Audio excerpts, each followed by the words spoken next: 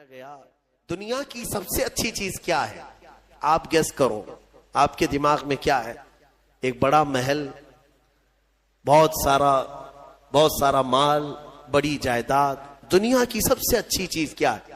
حدیث پاک میں ہے المرأۃ الصالحہ خیر متاع الدنیا۔ پورے دنیا کے سامان میں اگر سب سے اچھی چیز کوئی ہے تو نیک بیوی کا مل جانا۔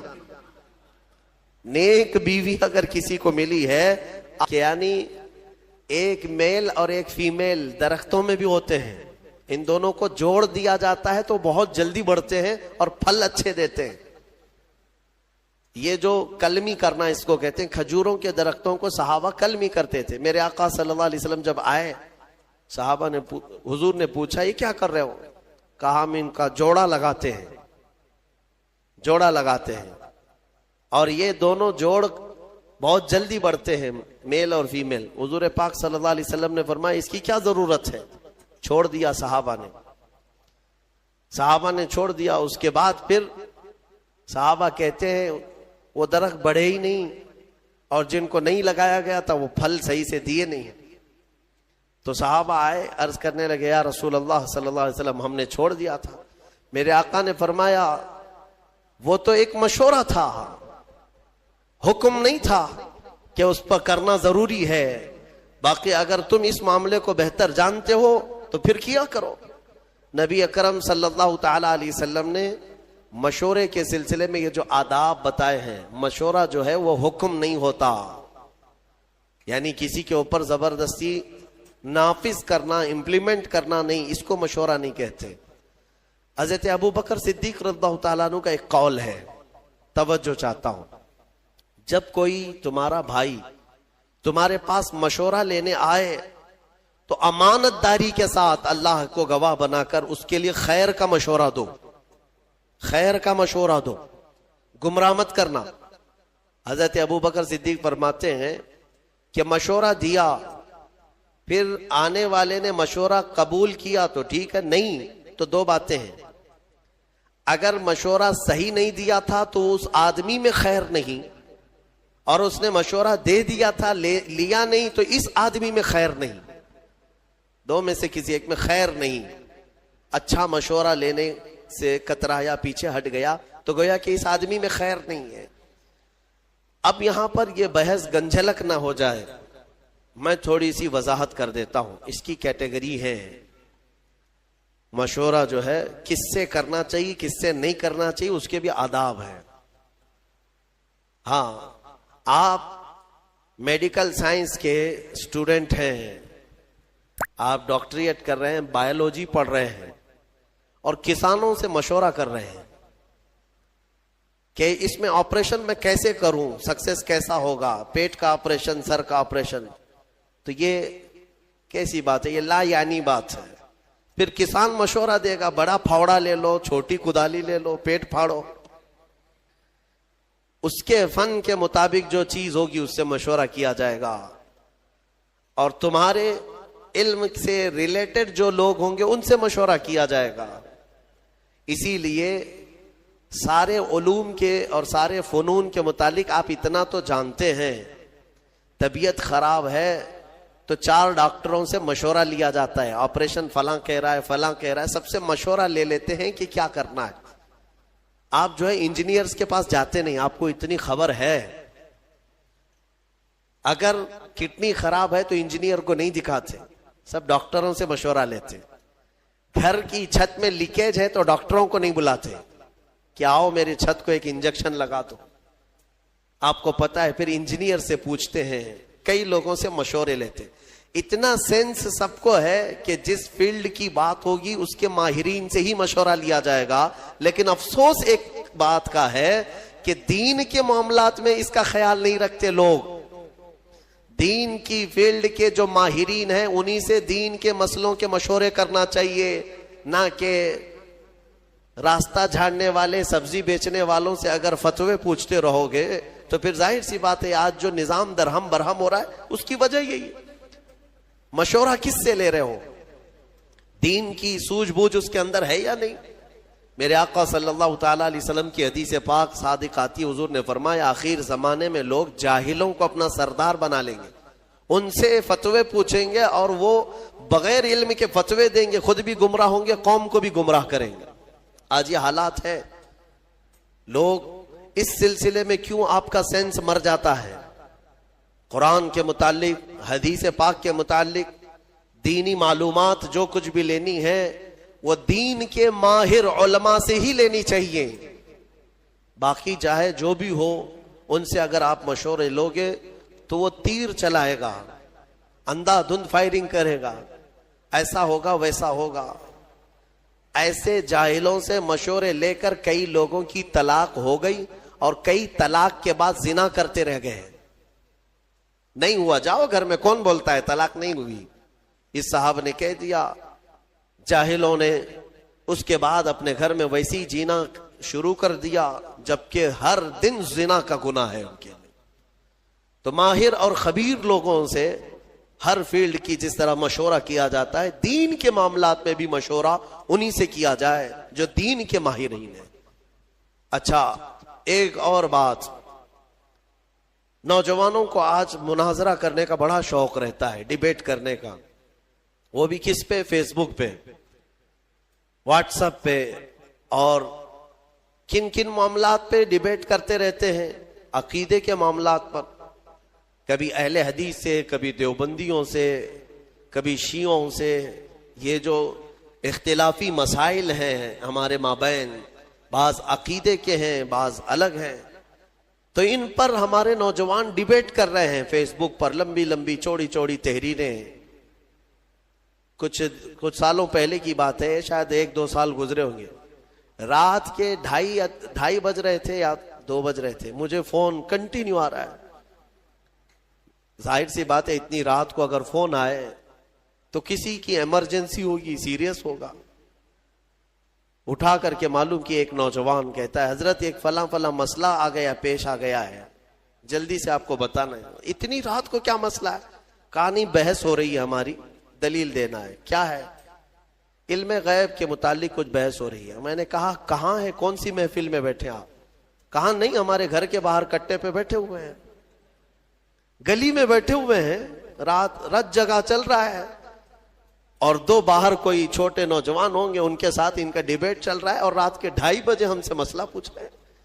میرے عزیزوں، دین کے معاملات میں اگر ڈسکس کرنا ہے، میں اس کو منع نہیں کرتا، ڈیبیٹ کرنا ہے، مناظرہ کرنا ہے، شوق سے کرو، لیکن جاؤ کسی دارالعلوم میں پہلے داخلہ لے لو، اصولی علم پڑھ لو۔ علم نحو کیا ہے، علم صرف کیا ہے، علم حدیث کیا ہے، علم فقہ کیا ہے، اصول حدیث ہے، اصول فقہ ہے، اصول تفسیر ہے، علم ناسخ و منسوخ ہے، بلاغت ہے، معانی ہے۔ کتنے علوم پڑھنے کے بعد آدمی کیپیبل ہوتا ہے کہ دین کے معاملات میں وہ رائے دے سکے، اور ان سارے علوم کی بو باس بھی نہیں لگی اور لمبے چوڑے مناظرے چل رہے۔ ہوتا یہ ہے کہ پھر گمراہی آ جائے گی، گمراہ، یا تو تم گمراہ ہو جاؤ گے یا سامنے والے کو گمراہ کرو گے۔ اس لیے ان معاملات میں جب بھی کبھی ایسے معاملات آ جائیں، ڈسکشن کرنا پڑے، ڈیبیٹ کرنا پڑے، کچھ لوگ چھیڑتے ہیں، تم لوگ ایسا کرتے ہو، اس کی کیا دلیل ہے؟ ان کا جواب صرف ایک ہی ہے کہ چلے ہمارے علماء اکرام کے پاس بیٹھتے ہیں، وہاں سے آپ کو ساری چیزیں مل جائیں گی، وہاں سے آپ کو بتا دیا جائے گا۔ اور وہ جتنے چوہے تمہیں گمراہ کرتے ہیں وہ کوئی علماء کے پاس نہیں آنا چاہتے، راستے پہ، نکڑ پہ، بازار میں پکڑ پکڑ کر کے تمہیں دلیلیں سنانے کی کوشش کرتے ہیں، حدیث میں یہ ہے، بخاری میں یہ ہے، مسلم میں یہ ہے۔ سامنے والا امپریس ہوتا ہے۔ شاید ہمارے پاس بھی ایسے بہت سارے ہیں۔ ایک صاحب آئے اور کہنے لگے، کسی بات کے بارے میں سوال کرنے لگے، کہا کہ یہ آپ حدیث سے بتا سکتے ہیں کہاں ہے؟ کہا میں بتا تو سکتا ہوں، آپ کو سمجھ میں آئے گا؟ میرے ڈیسک پر یہی کی بات ہے، جب میں یہاں موجود تھا بڑی کتاب رکھی ہوئی تھی، میں نے کہا یہ دیکھیے، یہ بخاری شریف اگر میں کھول کر کے دکھاؤں گا تو آپ مان لیں گے؟ انہوں نے کہا کیوں نہیں مانیں گے، بالکل مانیں گے، بخاری شریف کو مانیں گے ہم۔ میں نے کہا یہی تو تمہاری گمراہی ہے، یہ بہار شریعت رکھی ہوئی ہے، سامنے موٹی کتاب بہار شریعت رکھی ہوئی ہے، ہم نے صرف اس سے کہا کہ یہ بخاری شریف دکھائیں آپ کو، تو ان کو کتاب کا نام تک نہیں معلوم، تو پھر کس بات پر ڈسکس کرنا چاہتے ہیں؟ تو جہالت کے معاملات ایسے ہیں میرے عزیزوں، آدمی گمراہ ہو جاتا ہے۔ اسی لیے میں جو بات کہہ رہا ہوں وہ یہ ہے کہ جب ایسے معاملات آئے تو دین کے ماہرین کے پاس جاؤ، جو علم والے ہیں۔ قرآن بھی کہتا ہے فَاسْأَلُوا أَهْلَ الذِّكْرِ إِن كُنتُمْ لَا تَعْلَمُونَ، اہل ذکر یعنی علم والوں سے سوال کرو اگر تمہیں کسی بات کا علم نہیں ہے۔ اللہ تعالیٰ نے فرمایا جاؤ ان سے پوچھو، سوال کرو۔ تو یہ مشورہ، اور کچھ لوگوں کے متعلق فرمایا گیا مشورے نہ لیں، وہ لوگ جو فاسق و فاجر ہیں، اللہ کا خوف نہیں رکھتے دل میں، ان سے مشورہ لینے کی ضرورت بھی نہیں، ان سے مشورہ لینے کی ضرورت بھی نہیں ہے۔ جن کو آخرت کا خوف نہیں، اللہ کا خوف نہیں، وہ تمہارے حق میں بہتر مشورہ کیا دے سکتا ہے؟ مشورے کے لیے سب سے بہتر وہ شخص ہے جو اللہ کا خوف رکھتا ہے اور آخرت سے ڈرتا ہے، وہ مشورے کا سب سے موزوں آدمی ہوا کرتا ہے۔ اور اس کے علاوہ بعض مقامات پر یہ بھی کہا گیا ہے کہ بہت چھوٹے نابالغ اور عقل نہ رکھنے والوں سے مشورے نہ لیے جائیں، اور بعضوں نے کہا کہ عورتوں سے بھی یہ نہیں ہے کہ لینا ہی نہیں چاہیے، بات کر سکتے ہیں، ڈسکس کر سکتے ہیں، مشورے لے سکتے ہیں، لیکن ضروری نہیں کہ ہر مشورے پر عمل کیا جائے، ضروری نہیں ہے ہر مشورے پر عمل کیا جائے۔ میں نے شاید اس سے قبل بتایا تھا، حضور پاک صلی اللہ تعالی علیہ وسلم نے اپنی ازواج مطہرات میں حضرت ام سلمہ رضی اللہ تعالیٰ عنہ کی اس بات پر تعریف فرمائی تھی کہ عورتوں میں سب سے بہترین مشورہ دینے والی خاتون۔ صلح حدیبیہ کے موقع پر حضرت ام سلمہ رضی اللہ تعالیٰ عنہ نے حضور کو مشورتاً عرض کیا تھا۔ حضور صحابہ سے کہہ رہے تھے بال منڈا لو، احرام اتار لو، کوئی نہ بال منڈا رہے تھے نہ احرام اتار رہے تھے۔ 3 بار حضور نے فرمایا تو حضور کو غم ہوا، اندر آئے تو غمگین تھے۔ ام سلمہ نے عرض کیا یا رسول اللہ، آپ انہیں بولے نہیں، ان کے سامنے جا کر آپ خود اپنے بال حلق کر لیں، اپنا احرام اتار لیں، وہ تو اس انتظار میں ہے کہ شاید وہی آئے گی اور دوسرا پیغام آئے گا۔ حضور پاک صلی اللہ علیہ وسلم نے حضرت ام سلمہ کے مشورے پر صحابہ کے سامنے آئے اور اپنے بال حلق کر لیے۔ سارے صحابہ اپنے بالوں کو حلق کر لیے، سبوں نے احرام اتار لیا، کیونکہ یقین ہو گیا اب حکم بدلنے والا نہیں۔ تو یہ مشورے کے آداب آپ سیکھیں، اور پھر نظام جو ہے مشورے سے ہی چلتا ہے۔ حضور پاک صلی اللہ تعالی علیہ وسلم جب بڑے بڑے معاملات بھی ہوتے تو صحابہ کو جمع کرتے، مشورہ کرتے۔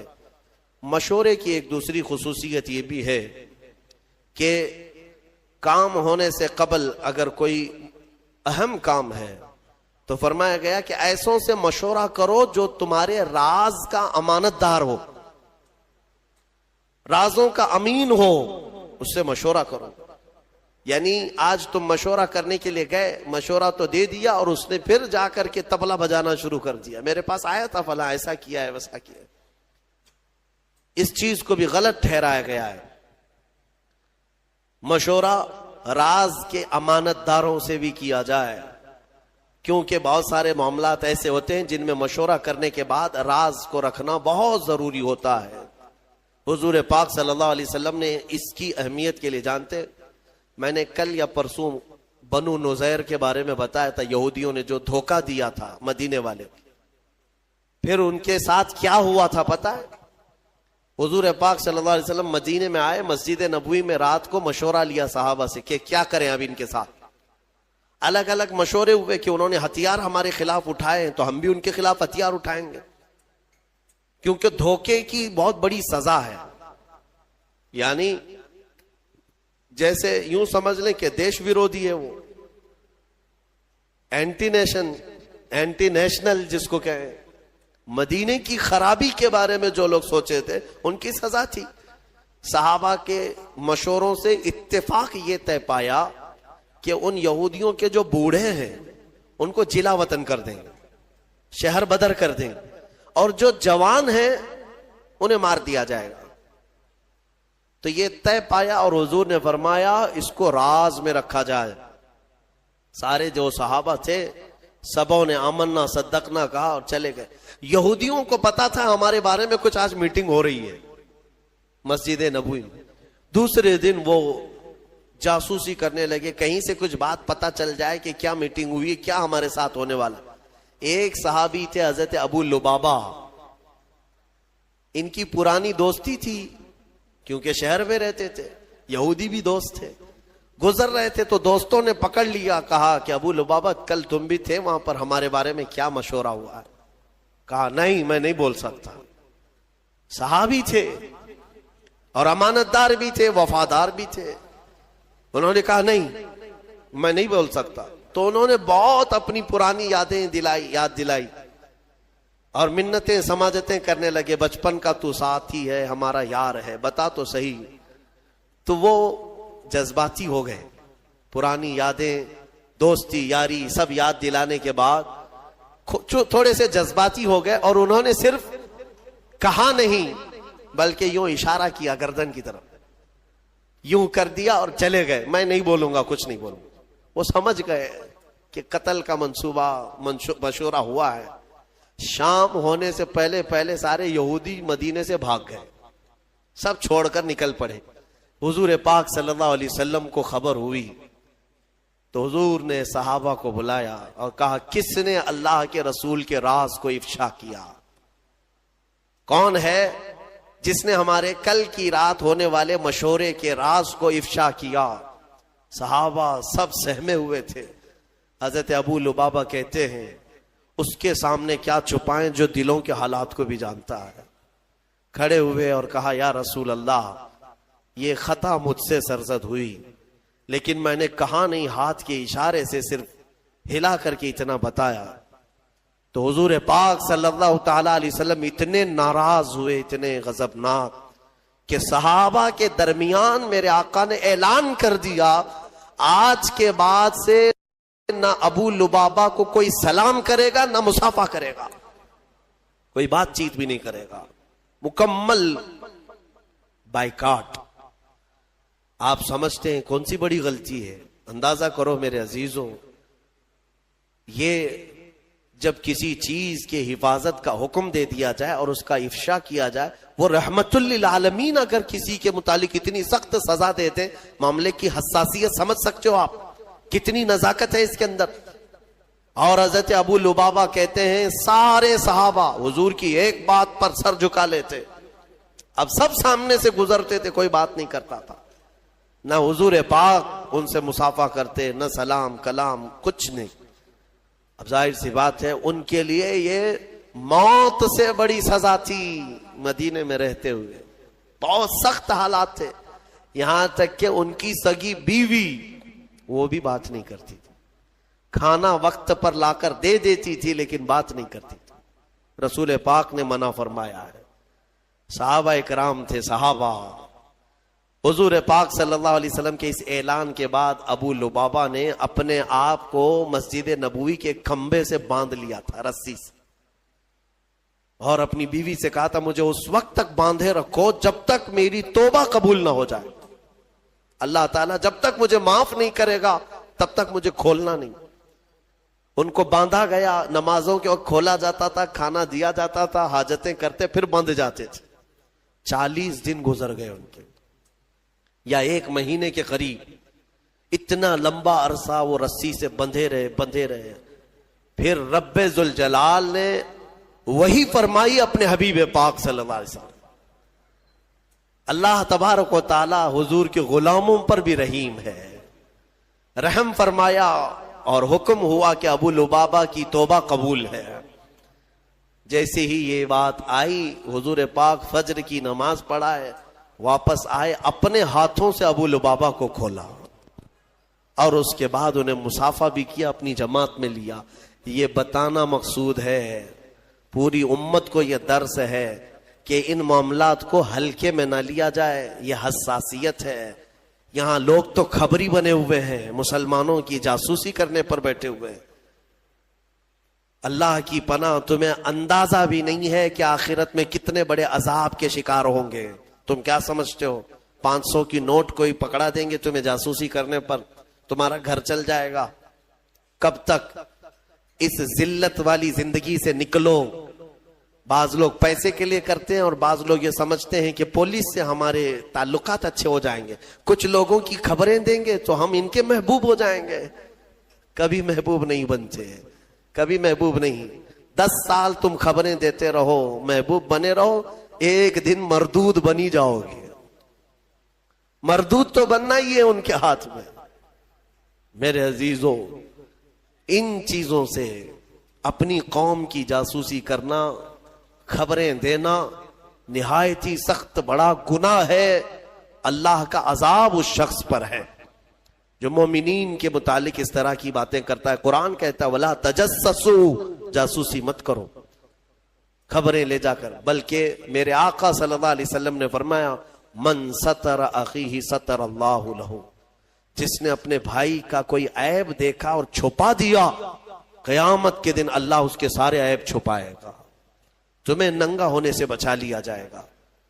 تو ان چیزوں پر عمل کریں۔ بہرحال یہ مشورے کے سلسلے میں گفتگو تھی۔ بات جو عرض کرنی تھی وہ یہ ہے کہ ایک آیت ہم نے آج تلاوت کی۔ اللہ فرماتا ہے من کان یرید حرث الآخرۃ نزد لہ فی حرثہ، جو آخرت کی کھیتی ہم سے مانگتا ہے ہم اس کی کھیتی میں بہت اضافہ کر دیتے ہیں۔ ومن کان یرید حرث الدنیا نؤتہ منہا، اور جو ہم سے دنیا کی کھیتی مانگتا ہے ہم اسے بھی دیتے ہیں۔ وما لہ فی الآخرۃ من نصیب، لیکن آخرت میں اس کا کوئی حصہ نہیں رکھا جاتا۔ جو دنیا مانگتا ہے اللہ فرماتا ہے ہم دنیا دیں گے اسے، لیکن آخرت میں اس کا کوئی حصہ نہیں۔ اسی لیے میرے عزیزو، آخرت مانگو تو فرما رہا ہے کہ دنیا بھی دے دے گا اللہ۔ آخرت مانگو، 4 دن کے لیے کیا مانگو گے یہاں پر؟ کتنا بڑا گھر مانگو گے، کتنی گاڑیاں، کتنی اولادیں، پھر اس کے بعد تمہاری سانس اکھڑ جائے گی، ختم۔ ہمیشہ کا جو گھر ہے وہی مانگو اللہ کی بارگاہ میں۔ اور اگر دنیا مانگنا بھی ہے تو اللہ کی بارگاہ میں یوں مانگو جیسے اس نے خود سکھایا ہے، ربنا آتنا فی الدنیا حسنہ وفی الآخرۃ حسنہ، اے ہمارے رب دنیا میں جو سب سے اچھی چیز ہے وہ مجھے عطا کر، اور آخرت میں جو سب سے اچھی چیز ہے وہ مجھے عطا کر، وقنا عذاب النار، اور دوزخ کے عذاب سے ہمیں بچا لے۔ دنیا میں اچھی چیز مانگنا کیا ہے؟ کیا اچھی چیز مانگو گے؟ اس کی تفسیر میں فرمایا گیا دنیا کی سب سے اچھی چیز کیا ہے؟ آپ گیس کرو، آپ کے دماغ میں کیا ہے؟ ایک بڑا محل، بہت سارا مال، بڑی جائیداد۔ دنیا کی سب سے اچھی چیز کیا ہے؟ حدیث پاک میں ہے المرأة الصالحہ خیر متاع الدنیا، پورے دنیا کے سامان میں اگر سب سے اچھی چیز کوئی ہے تو نیک بیوی کا مل جانا۔ نیک بیوی اگر کسی کو ملی ہے آدھی دنیا ملی ہے اس کو۔ حدیث پاک کی بات میں کہہ رہا ہوں۔ تو دنیا جب مانگی جائے تو نیک و صالح عورت کی تمنا کرنا یہ آدھی دنیا مانگنے کے برابر ہے۔ حقیقت ہے میرے عزیزوں، وہیں سے تمہاری نسل ہے، وہیں سے تمہارا گھر ہے، وہیں سے سب کچھ ہے، حتیٰ کہ تمہارے دماغ کا بھی سارا سکون یا برباد ہونا سب وہیں سے کنیکشن ہے۔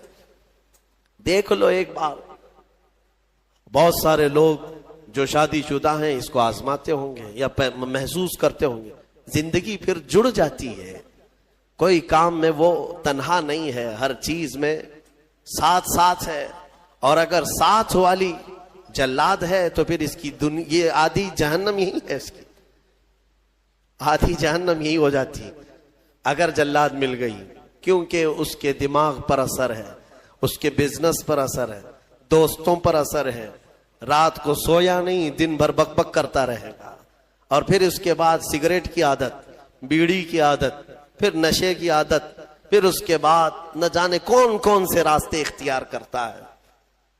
اگر خاتون صحیح نہ ہوئی تو اس نے اپنی زندگی آدھی تباہ کر لی، اور اگر نیک ہوئی اللہ تعالیٰ نے بہت بڑا انعام تمہیں دے دیا، بہت بڑا انعام دیا۔ میں نے حضرت علامہ ارشد القادری رحمۃ اللہ علیہ بڑے مناظر ہیں، ان کی بہت ساری کتابیں ایسی ہیں جو آج پوری دنیا میں مشہور ہیں۔ کتابیں جو انہوں نے لکھا، زلزلہ، زیر و زبر، بہت ساری۔ ایک کوئی کتاب ہے جس کتاب کو انہوں نے انتصاب جو کرتے ہیں، کتاب لکھنے کے بعد شروع میں کسی کے نام پر کیا جاتا ہے. میں اپنے پیر کے نام پر یہ کتاب کر رہا ہوں, غوث پاک کے نام پر, غریب نواز کے نام پر کتاب کو منسوب کرتے ہیں. انہوں نے ایک کتاب اپنی بیوی کے نام منسوب کیا, تو اس کی وجہ انہوں نے بتایا کہ اگر میری بیوی کا تعاون نہ ہوتا تو میں اتنے دین کی خدمات کر ہی نہیں سکتا. صحیح بات ہے, اگر سوار رہتی تو پھر یہ کہاں جاتے, کہاں خدمت کرتے دین کی, کب کتاب لکھنے دیتی. بچے کی دوا لاؤ, بچے کا دودھ ختم ہو رہا ہے, بازار سے سامان لاؤ, گھر میں آٹا نہیں ہے, شکر نہیں ہے, تو تم تو پورے دن بھر کون سے دین کی خدمت کرتے. حقیقت انہوں نے کہا اللہ تبارک و تعالی دنیا میں جسے نیک و صالح خاتون عطا کرے وہ اس کے لیے بہت ہی بڑا انعام و اکرام ہے. اچھا, جن کی شادی نہیں ہوئی اور وہ نیک بیوی کی تمنا رکھتے ہیں تو یہی دعا کریں, ربنا آتنا فی الدنیا حسنہ. اس میں یہی شامل ہے, اے اللہ ہمیں دنیا کی سب سے اچھی چیز عطا کر. تو اس دعا میں وہ شامل ہے, اللہ نیک چیز عطا فرمائے, نیک عطا فرمائے. دوسری ایک دعا ہے, رب 19ویں پارے میں اللہ تعالیٰ نے یہ بھی ہمیں سکھایا. اللہ تعالیٰ فرماتے ہیں ربنا ہب لنا من ازواجنا وذریاتنا قرۃ اعین. اے ہمارے رب ہمیں وہ بیویاں دے یا وہ اولاد دے جو ہماری آنکھوں کی ٹھنڈک بنے, اور پھر متقین کا ہمیں امام بنا دے. متقین کا امام مطلب اولاد ایسی صالح پرہیزگار ہو کہ ہم ان کے امام ہوں. میرے عزیزو, یہ دعا آپ کیا کریں. اخیر میں آج جو اہم آیت ہے اس پر میں گفتگو سمیٹتا ہوں. میرے آقا صلی اللہ تعالی علیہ وسلم نے یوں فرمایا, اللہ نے حضور سے یوں ارشاد فرمایا کہ اے حبیب آپ کہہ دیں, آپ فرما دیں کیا, قل لا اسألکم علیہ اجرا الا المودۃ فی القربا. اے محبوب آپ فرما دیں دین کی تبلیغ جو میں نے تمہیں کی ہے, تمہیں دین دیا, ایمان دیا, قرآن دیا, نماز روزے سب سکھائے, ان سارے کاموں پر اے میری امت کے غلاموں میں تم سے اجرت نہیں مانگتا. حضور یہ فرما رہے ہیں میں اس پر کوئی معاوضہ نہیں مانگتا مگر ایک چیز کا سوال, وہ کیا ہے, میری اہل بیت سے محبت رکھنا. اہل بیت سے محبت, یہ حضور پاک نے فرمایا. کوئی چیز اجرت میں نہیں چاہیے, لیکن حضور پاک صلی اللہ علیہ وسلم اگر یہ فرما رہے ہیں کہ اہل بیت سے محبت, تو اندازہ کرو کہ کتنی اہم چیز ہے. میرے آقا صلی اللہ تعالی علیہ وسلم کو اپنے اہل بیت کی محبت کتنی عزیز ہے. ایک حدیث میں نے پڑھا, فرمایا من مات علی حب آل محمد مات مؤمنا, ایک جگہ مات شہیدہ, جو حضور کی آل اور اہل بیت کی محبت میں مر گیا اسے شہادت کی موت دی جائے گی. شہادت کی موت. رسول پاک صلی اللہ تعالی علیہ وسلم کی اہل بیت کون ہے, سیدہ کائنات فاطمہ الزہرا سلام اللہ علیہا, ان کی اولاد امجاد مولا علی کرم اللہ وجہہ الکریم اور حضرت فاطمہ سے جو اولاد ہے یہ آل ہے. ساتھ ہی مفسرین نے فرمایا حضور کی تمام ازواج مطہرات وہ بھی اہل بیت میں ہیں. حضور پاک صلی اللہ تعالی علیہ وسلم کی ازواج مطہرات اہل بیت میں ہیں. حضور پاک صلی اللہ تعالی علیہ وسلم کے دونوں چچا حضرت امیر حمزہ, حضرت عباس اہل بیت میں سے, حضور کے گھر والوں میں سے. ان سب سے محبت رکھنا ہمارا ایمانی فریضہ ہے. اور فرمایا کہ جس کے اندر بغض ہے اہل بیت کا تو پھر وہ ایمان کے ساتھ دنیا سے نہیں جائے گا. بغض مت پالو. حضور فرماتے فاطمہ میرے جسم کا ایک ٹکڑا ہے, جس نے اس سے محبت کی اس نے مجھ سے محبت کی, اور جس نے فاطمہ سے عداوت کی اس نے مجھ سے دشمنی کی. اس نے مجھ سے دشمنی کی, اور رسول سے دشمنی پھر کون سا ایمان ہے.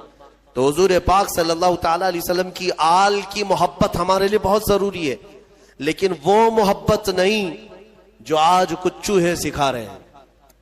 میں آپ کو صاف صاف بتاتا ہوں, اہل بیت کی محبت یقیناً ہمارے لیے فریضہ ہے, لیکن غلو نہیں کرنا, اس میں ایسا مبالغہ نہیں کرنا کہ اہل بیت کو نبیوں کے اوپر پہنچا دیا یا پھر ان کو خدا کے درجے تک پہنچا دیا. وہ محبت کی بات میں نہیں کرتا. یقیناً ہماری اولاد, ہمارے جان, ہمارے مال, سب سے زیادہ ہم ہمارے رسول سے محبت کرتے ہیں اور ان کے بعد ان کے اہل بیت اور صحابہ سے محبت، یہ ہمارے لیے ضروری ہے۔ اہل بیت حسنین کریمین رضوان اللہ تعالی علیہ مجمعین، آپ اندازہ کریں میرے آقا صلی اللہ تعالی علیہ وسلم کس قدر ان سے محبت فرماتے تھے، کس قدر محبت، یہاں تک کہ نمازوں میں بھی حضور پاک صلی اللہ علیہ وسلم دونوں شہزادوں کو ساتھ لے کر کے نماز پڑھتے تھے۔ حضور کا ایک جبہ تھا کافی چوڑا، حضرت ابو ہریرہ کہتے ہیں ٹھنڈیوں کے دنوں میں حضور پاک صلی اللہ علیہ وسلم اس جبے کو پورا اوڑھ کر کے آئے یا چادر اوڑھ کر کے آئے، لیکن اندر کوئی چیز محسوس ہو رہی تھی۔ حضرت ابو ہریرہ کہتے ہیں میں نے بہت دیر تک کوشش کیا کہ حضور کس چیز کو چھپائے ہوئے ہیں، بعد میں چادر ہٹی تو پتا چلا حسن و حسین رضی اللہ تعالیٰ عنہ حضور پاک اپنے سینے سے چمٹا کر کے رکھتے تھے۔ میرے عزیزو، حضور نماز کے لیے جائیں تو کوئی ہے جس کی مجال جو حضور کی پیٹھ پر سوار ہو جائے؟ وہ حسین اعظم ہے۔ میرے آقا صلی اللہ تعالی علیہ وسلم کی نماز کے عالم میں اگر وہ سجدے میں پیٹھ پر چڑھتے تو حضور سر نہیں اٹھاتے تھے، سر نہیں اٹھاتے۔ حالانکہ مسئلہ یہ ہے شریعت کا کہ اگر بچہ نماز پڑھنے کے دوران آ گیا تم ایک ہاتھ سے اس کو اٹھا کے سائیڈ کر سکتے ہو، اگر اچھل کود کر کے گود میں لٹک گیا تمہاری نماز، چھوٹا بچہ نہ سمجھ، تو تم ایک ہاتھ سے اس کو ہٹا سکتے ہو، شریعت نے یہ اجازت دی ہے۔ ماں کے لیے بھی ہے، باپ کے لیے بھی ہے۔ مصلی پر نماز پڑھتے وقت کبھی کبھار بچے سجدہ گاہ پہ آ کے بیٹھ جاتے ہیں، سجدہ کیسے کرے؟ حکم ہے کہ ان کو اٹھاؤ، سائیڈ کرو اور پھر سجدہ کرو، تمہاری نماز میں خرابی نہیں ہے۔ یہ مسئلہ تو ہے، لیکن میرے آقا صلی اللہ علیہ وسلم نے حسین اعظم کے سوار ہونے کے وقت نہ اپنی پیٹھ سے ہاتھ کھینچ کر کے ان کو الگ کیا، نہ ہی ہلا کر کے ان کو گرایا، بلکہ جب تک خود امام حسین اترے نہیں میرے آقا سجدے میں ہی رہے۔ لمبا سجدہ ہو جاتا تھا۔ یہ نازوں کے پلے ہوئے شہزادے کس کے ہیں؟ میرے آقا کے ہیں۔ اور پھر فرمایا میرے آقا نے کہ جنت کے پھول جس کو ریحان کہا جاتا ہے، سب سے زیادہ خوشبو ان پھولوں کی ہوتی ہے۔ میرے آقا صلی اللہ علیہ وسلم فرماتے ہیں جنت کے وہ ریحان کوئی دنیا میں ہے تو وہ حسن و حسین ہے۔ کیونکہ صحابہ نے پوچھا حضور پاک صلی اللہ علیہ وسلم، ہم بھی بچوں کو چومتے ہیں نا، بوسہ دیتے ہیں، بوسہ دیتے ہیں، کبھی ان کے گال پہ بوسہ دیا، کبھی ان کی گردن پہ دیا۔ حضور پاک صلی اللہ تعالی علیہ وسلم اپنے نواسوں کو بوسہ نہیں سونگھتے تھے، یوں گردن کے پاس قریب لے جا کر سونگتے تھے اور چہرے کو سونگتے تھے۔ بوسہ لیتے ہیں نا، چومتے ہیں، چومنا بھی ثابت ہے، بوسہ لینا بھی ہے، لیکن سونگتے تھے۔ صحابہ کہتے کہ یا رسول اللہ صلی اللہ علیہ وسلم آپ ان بچوں کو سونگتے ہیں؟ کہا ہاں، یہ جنت کے ریحان ہیں، یہ ریحان ہیں، یہ میرے لیے دنیا میں جنت کے ان پھولوں میں سے ہے، ان کی خوشبو سونگی جائے گی۔ ان کے مقامات جس قدر بیان کریں وہ کم ہے۔ ہر سال محرم میں اہل سنت و جماعت کا یہ شیوا رہا ہے کہ اہل بیت کی بارگاہ میں ہم ہر سال حاضری دیتے ہیں بیانات کے ذریعے۔ لہٰذا اے سنی مسلمانوں یاد رکھنا، اپنے اس چیز کو باندھ کر کے لے جانا جینا۔ اب تو حضور پاک صلی اللہ تعالی علیہ وسلم کی محبت کے بعد دو محبتیں شرط ہے تمہارے لیے، ایک حضور کے صحابہ کی اور دوسرے حضور کے اہل بیت کی۔ کسی میں کمی نہیں کرنا، نہ صحابہ کو گالی دینا، نہ اہل بیت کی کمی کرنا۔ کہیں ادھر سے ادھر ہو گئے گمراہ ہو کے مرو گے۔ حضور کے صحابہ ان کا اپنا مقام ہے، حضور کے اہل بیت ان کا اپنا مقام ہے۔ نبی پاک صلی اللہ تعالی علیہ وسلم کے گھر والوں کی جو عزت قرآن میں بیان کی، اللہ فرماتا انما یرید اللہ لیذہب عنکم الرجس اہل البیت ویطہرکم تطہیرا۔ بے شک اللہ یہ چاہتا ہے اے حبیب کہ آپ کے گھر سے ہر گندی چیز کو پاک کر دے، دور کر دے، اور تمہارے گھر والوں کو خوب پاک و ستھرا کر دے۔ اسی لیے حضرت فاطمہ کو کیا کہتے معلوم ہے؟ سیدہ طیبہ طاہرہ۔ طاہرہ کا مطلب ہوا نہایت ہی پاک۔ میں ایک آپ کو یہ بات دے کر کے رخصت ہوتا ہوں، اس بات سے آپ اندازہ کر لیں گے، مزے کی بات ہے۔ حضور پاک صلی اللہ علیہ وسلم گرمیوں کے دنوں میں دوپہر کے وقت حضرت ام سلیم ایک صحابیہ ہیں، ان کے گھر جاتے تھے۔ حضرت انس کے ام سلیم یہ صحابیاں ہیں، خدمتگار تھی حضور کی. وہ کہتی ہیں کہ حضور جب میرے گھر آتے سوتے، گرمی زیادہ ہوتی تو پیشانی پر پسینے جمع ہوتے اور ٹپکنے لگتے. حضرت ام سلیم وہ پسینے کی بوندیں جمع کرتی تھی، وہ جمع کرتی تھی اور شیشی میں بھر لیتی تھی. ایک دن حضور پاک بیدار ہوئے، پوچھا ام سلیم یہ کیا کر رہی ہے؟ وہ کہتی ہیں یا رسول اللہ صلی اللہ علیہ وسلم، اس کو میں حفاظت سے رکھتی ہوں. مدینے میں جب بھی کسی کے گھر میں شادی ہوتی ہے تو دلہنوں کو ہم یہ عطر کے طور پر لگاتے ہیں.